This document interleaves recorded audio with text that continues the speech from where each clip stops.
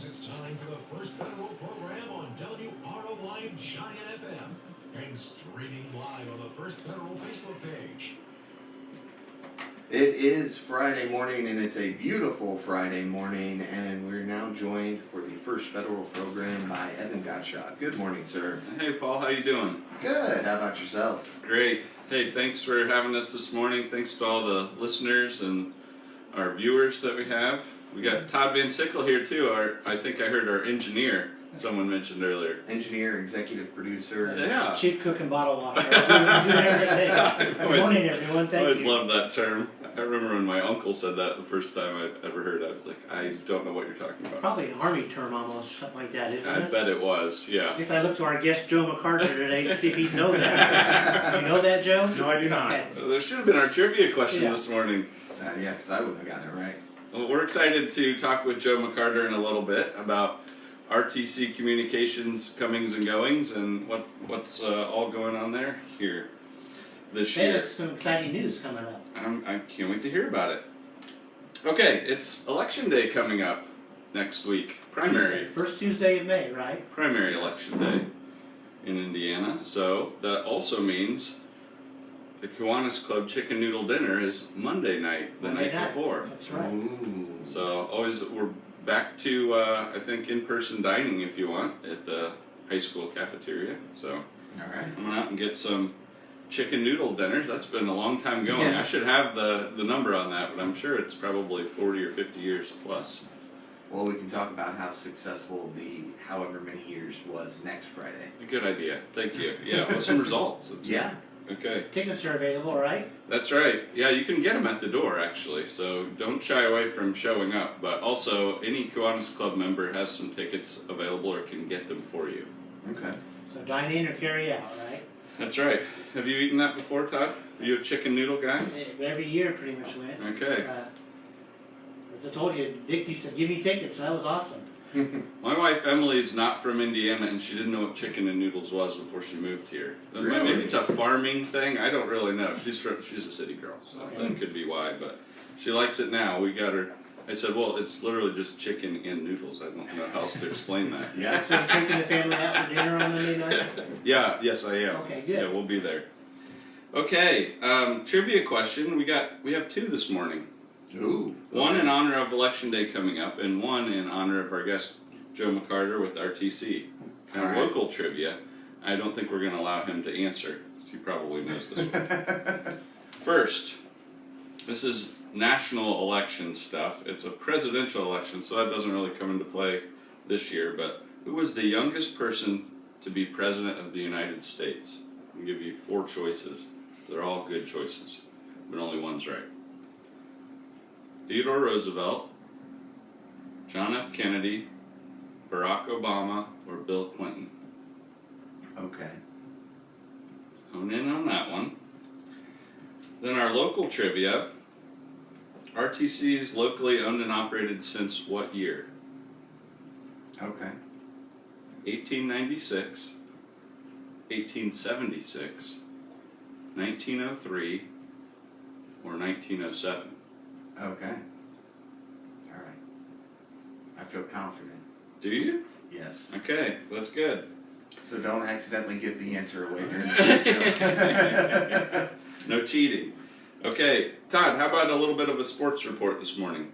Spring sports coming up for Rochester High School. Tonight's a big night. They've got baseball at Carroll at 6 o'clock.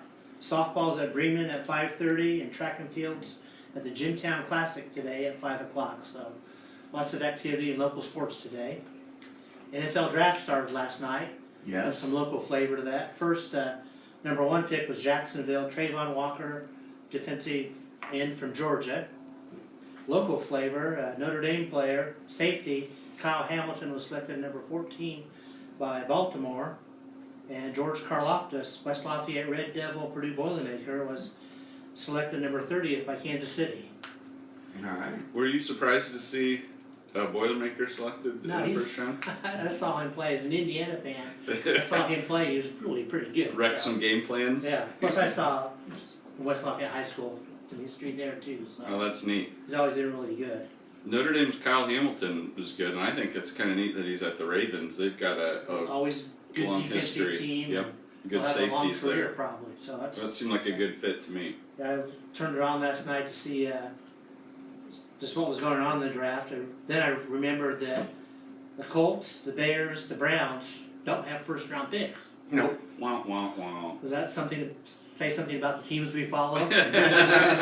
Yes, it They're not does. very good and Well. not a first round pick. That's the reason we don't go deep on any of the teams we like on No. this radio show on No. every Friday morning.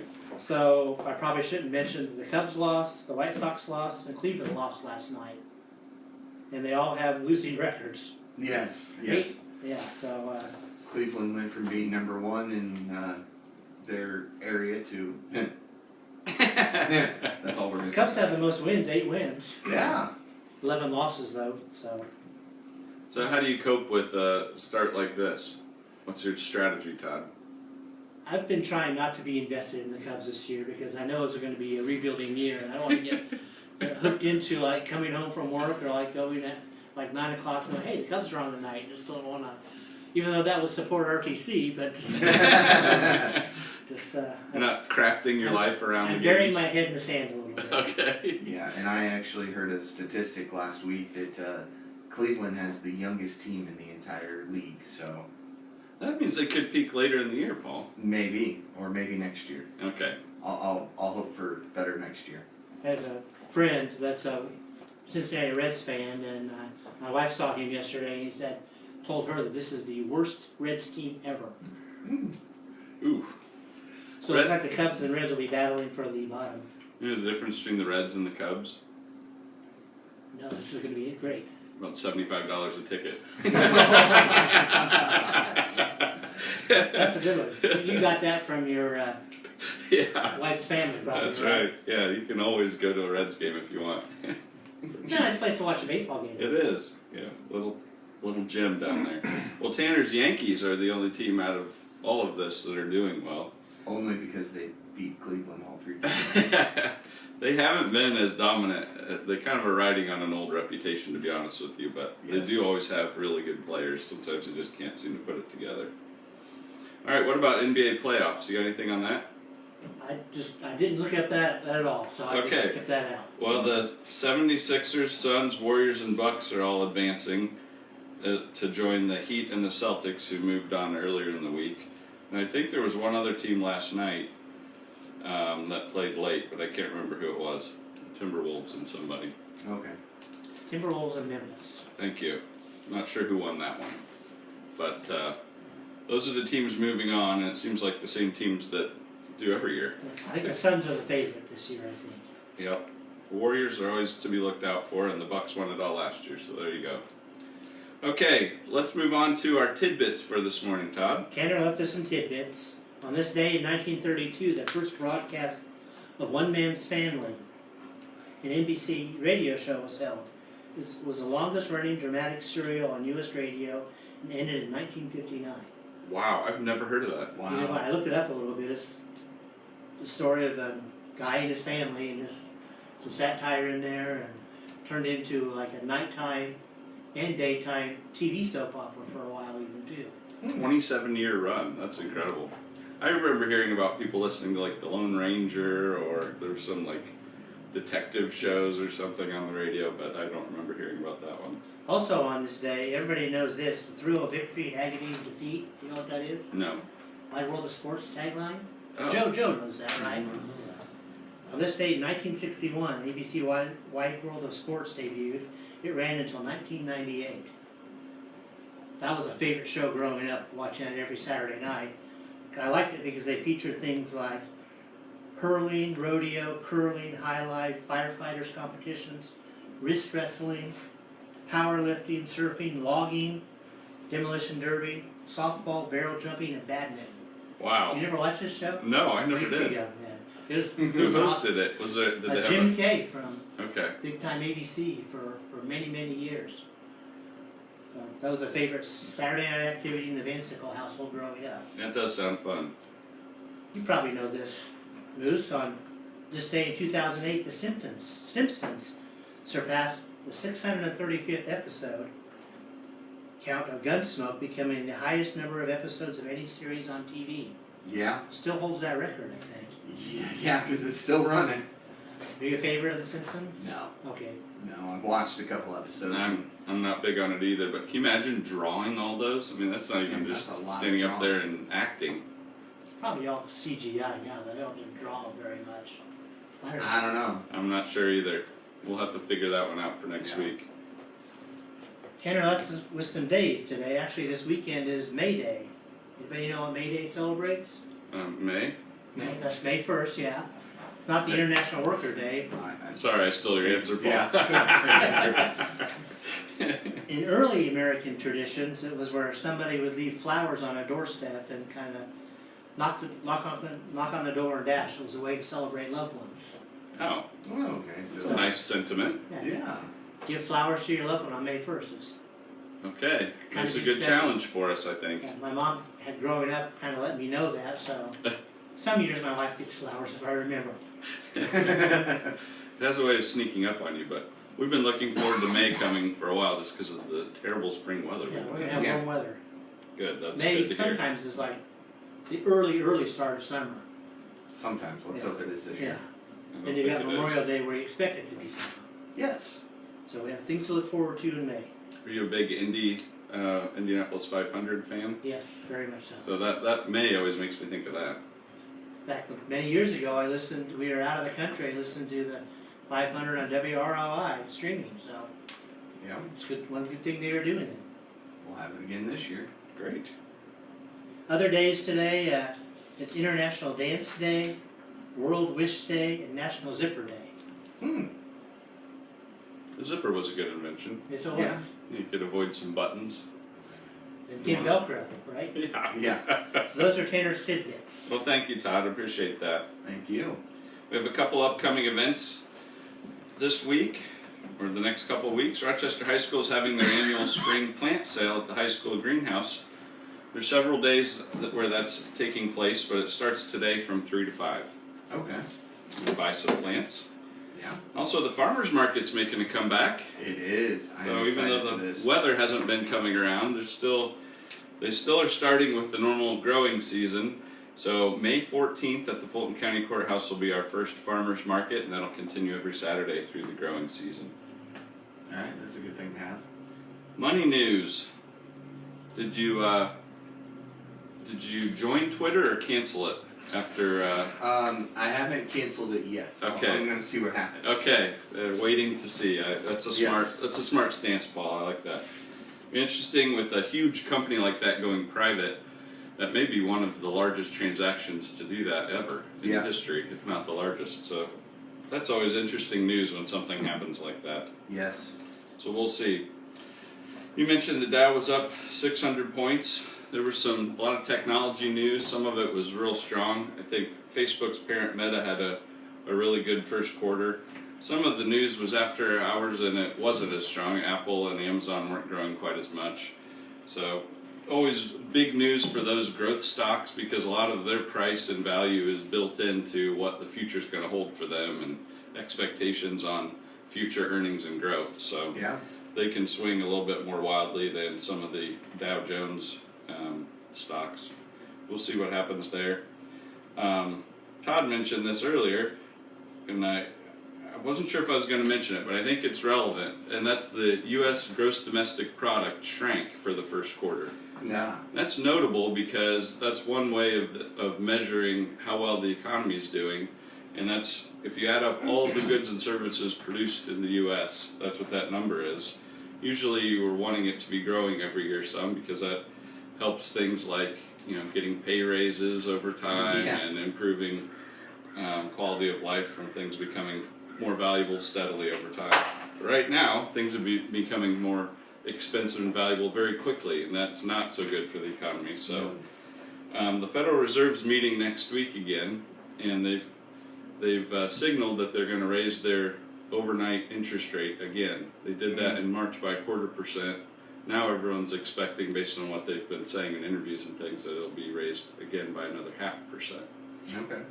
That rate does affect the prime lending rate, Yeah. which is kind of a business lending rate mostly.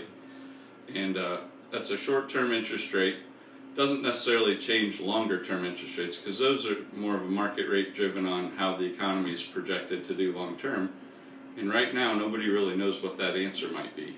There's too many uncertainties. So each month, all the economic data is being closely scrutinized for fear of inflation continuing to be high.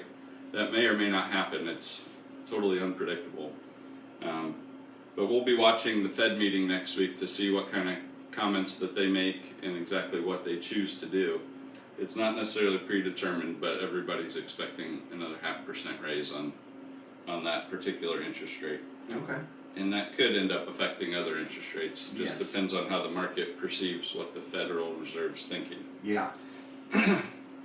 So there's the economic update. We try to keep that one under 20 seconds a week. Okay. Because it's all theory and nobody really knows anything for sure. What a great Right. business to be in. It's kind of like the weather, man. Yeah. At least in weather, you're always guaranteed that you're going to get paid if you're wrong or right. So at least, even there you're getting paid one way or the other. Yeah, I think it would be interesting to interview for an economist job.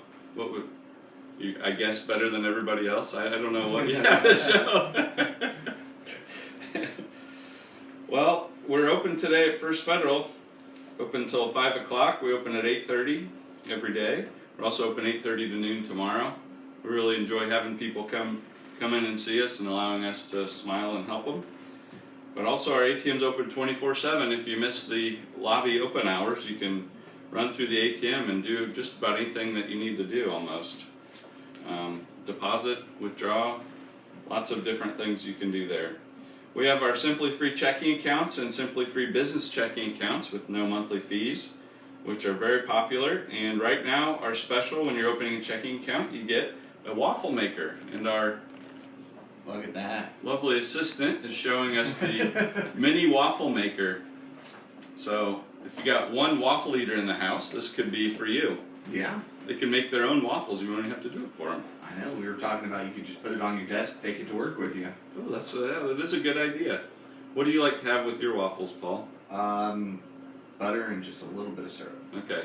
I kind of like a fruit yogurt, a lot of times blueberry. Okay. All right. Really good. And then maybe a touch of syrup on top of that. Well, come in and see us, and we'd love to help you out with the checking account. We have some great options with no monthly fees. Well, we're excited to have our guest, Joe McCarter, President of RTC Communications. Welcome, Joe. Thank you for having me. We're excited to hear about all the technology that goes on with RTC. That's changed over the years. Our trivia question was talking about when RTC started, and we don't want to give that answer away just yet, but it was a long time ago. All of our choices were really long ago. It was a lot of changes. I do need to go back to a couple of Todd's comments. The most important May Day, Paul, is May 4th. Why is that? May the 4th be with you. There you go. Star Wars. I can't believe Dang it, we missed Tanner that. left that one out there. That's terrible. And then on the baseball game tonight, according to Max Preps, that's number 1 and number 2 in the state in 2A. Wow. Playing against each other. Carroll. Rochester's 1 and Carroll's 2. So Gonna big game for the Zebras tonight. Yeah. Some fireworks. But yep, Rochester Telephone, we're busy. It's interesting. We've said we've been really busy and changing a lot of things for the last several years. But as I'll talk about a little later, we just got a lot busier.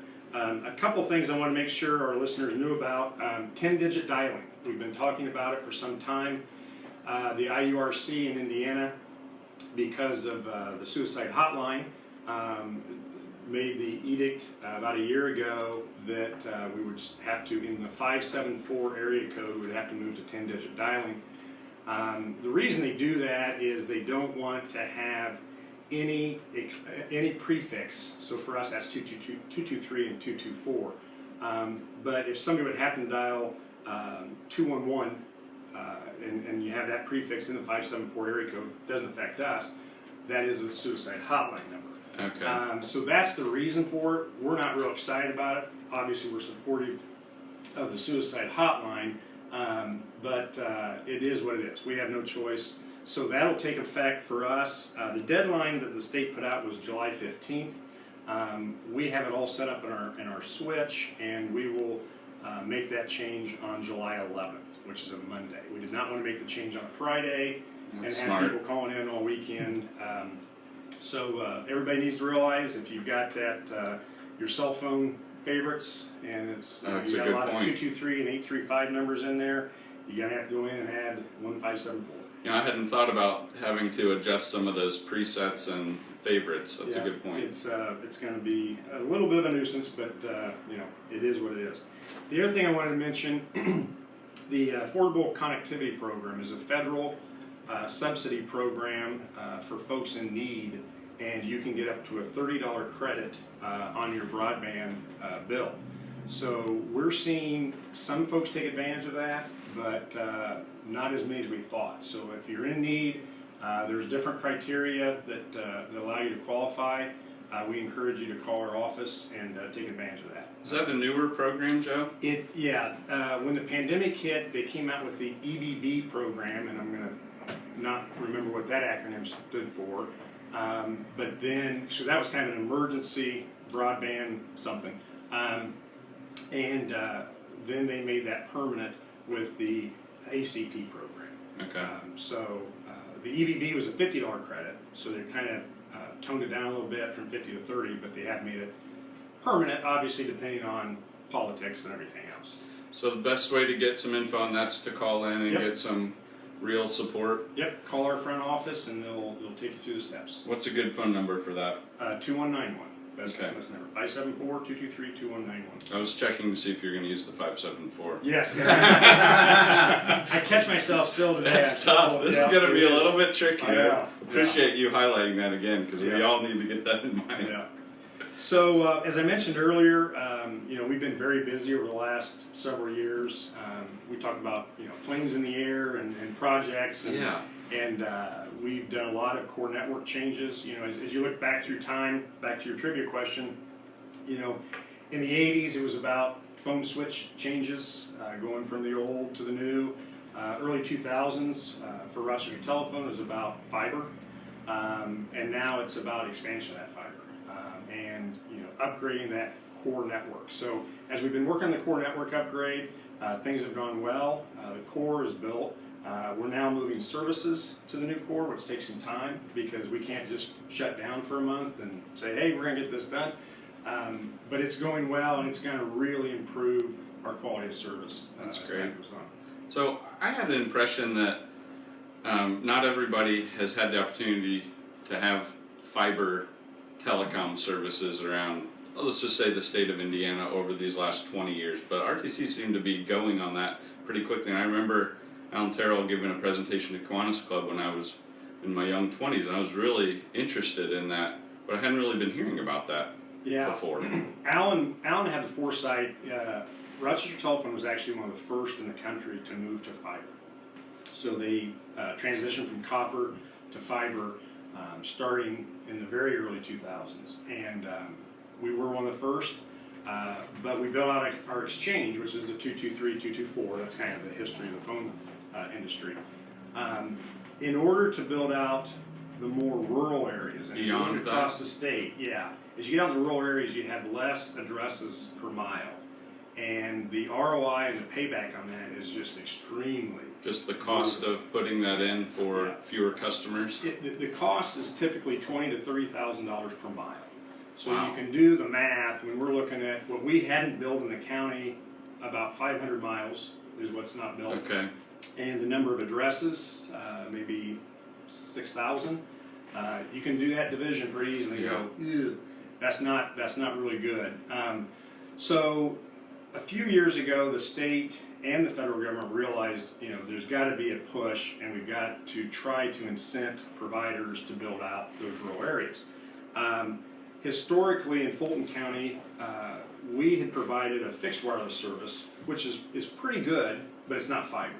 The other thing with fixed wireless is it's line of sight. So if there's foliage, if there's structures, you can't get service. Okay. So unfortunately, we had to decline service to a lot of people that wanted the service. But Next Level is a program that the state introduced, I believe, 4 years ago, and it was a state program for infrastructure. And the first two rounds, as normal, the same with federal programs, was based on census blocks. So if your census block was covered, with at least 10 meg back then, now 25 meg, you weren't eligible to apply for any grants. The state in last year announced next level 3, and they said it would be address level. And that changed the game for us in Fulton County, because while we can serve a census block, at least one address, we can't serve every address. So we with submitted, the wireless. right, so in August, we started working on a grant and to try to get help to serve Fulton County.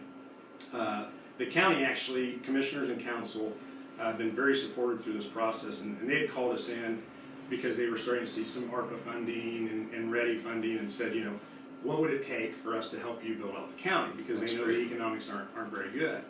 And I said, at this point, you don't have enough ARPA READY money. We've got to get a substantial amount of help from the state. So let's see if we can get that, and if we can, then we'll talk. Excuse me. So we applied for next level 3. We applied for 6 grants, 4 in Fulton County, 1 in Marshall and 1 in Pulaski, and we were notified last Tuesday that we were successful in all 6 of those. So we're very excited. Outstanding. Yeah. So we will provide a 40% match, and the state will provide a 60% match. Once we sign the contract, nothing's official. We haven't gotten the contracts yet. It's been a public notice, so I'm not, you know, talking out of school. Once we sign the contracts, we'll have 24 months to complete the bill. Okay, is that a tight timeline for Oh, you? yeah. It's a tight time frame in any environment, but with the supply chain challenges right now, it's really tight. Do you think that's something that they would go back and extend? They obviously want to support getting it done. Yeah, I mean, their goal, the state's goal is to get it done. Get it started and finished. But the reason they put a timeline on is they don't want somebody just dragging it out, Yeah. right? Somebody, quote, accepting grant money, not that you get the money up front, but still just kind of blocking the territory and then That makes taking sense. 10 years to build it. So we're gonna do everything we can to get it built out in That's that great. timeframe. But we're excited. It is a lot, and as I mentioned, we have already had a lot of planes in the air. You land a couple of those planes to make yeah. this work. You're planning on that? Yep, that's what we're trying to Air do. traffic controlling. Yeah. We're speaking with Joe McCarter, president of RTC Communications, this morning about some exciting news. Had some updates, but really looking forward about building out the fiber network beyond what they've been able to do in the past. And this has been a kind of a national news item, expanding broadband reach. It has. You know, it was getting noise prior pandemic, but when the pandemic hit, that really, you know, accelerated everything. And was that just because people staying at home didn't have access to participate in the things that had then went online? You had students at home trying to learn. Makes sense, yeah. You know, that was our biggest challenge in the pandemic hit, is we worked with all of our local schools to try to get connectivity to those students that didn't have connectivity. So the pandemic really brought that to a forefront. The students and the folks that were sent home from work, and a lot of those folks aren't returning to work. They're staying home and working. A lot of companies have changed the way they do business. So, yeah, that was a big thing. Yeah, and that, even just that trend alone can have a big impact on you as a provider. Yeah, it can. It definitely heightens the need. Well, we're excited about that news that you received last week and appreciate you coming on to talk about that a little bit. You know, you mentioned changes in telecom and some of those milestones. What when you look down to the future, are there anything that are kind of in that distant, hazy future that you think might be a change or something coming down the road in telecom? I think probably the biggest thing that people have their eye on is the satellite. You know, Starlink. Yeah. Musk. He's going to have Twitter to worry about now, so who knows? But you know, that's the biggest unknown. We're not really, from a competitive standpoint, that concerned about Starlink, just because of some of the technology difference. If you can get fiber to the prim, That's best. it's best. Because basically, the only thing that limits fiber is the electronics, and we know the electronics evolve. So the speed is going to be unlimited. I mean, there's potential right now for 20 gig across that class. Wow. Satellites have to be brought down about every 5 or 6 years. It's very expensive. It's very expensive for the consumer. But I think that's as I look out 5 years, that's the biggest kind of unknown, is what will that look like? What will the space look like? Yeah, I was going to say that. Just the space aspect in general, you know, it kind of feels like we're entering beginnings of science fiction pages that our parents or grandparents read about, with space becoming some part of the economy a little bit. So it will be interesting to see how that Very affects us. interesting. Well, thank you so much for joining us, Joe. We certainly appreciate your leadership at RTC Communication, long and rich history here supporting Fulton County. And you mentioned some other counties that you guys are involved with in providing fiber, and that's just exciting to see that type of growth and foresight. Thank you, appreciate it. Yep. All right, let's go to our trivia questions. I'm ready. We'll let Paul go first. I'm Okay, ready. good. Who was the youngest person to be president of the United States? Our choices were Theodore Roosevelt, John F. Kennedy, Barack Obama, or Bill Clinton. I don't know why, but I feel it's JFK. Okay, Joe? I think it's JFK as well. Okay, this is kind of a tricky one. I told Todd the answer earlier, so we can't ask him. JFK's right to be the youngest elected U.S. president, but Theodore Roosevelt became the president at the age of 42, which was actually the youngest because William McKinley was assassinated. Paul and I were answering based on the election. I knew it. Those are great answers, guys, but you were wrong. Okay, let's try the next We'll count it as a one. win for us anyway, Joe. I'm gonna get the next one right. Yeah, I think you will. RTC locally owned and operated since what year? 1896, 1876, 1903, or 1907? 07. No? 1896. Oh, wow. That's really old.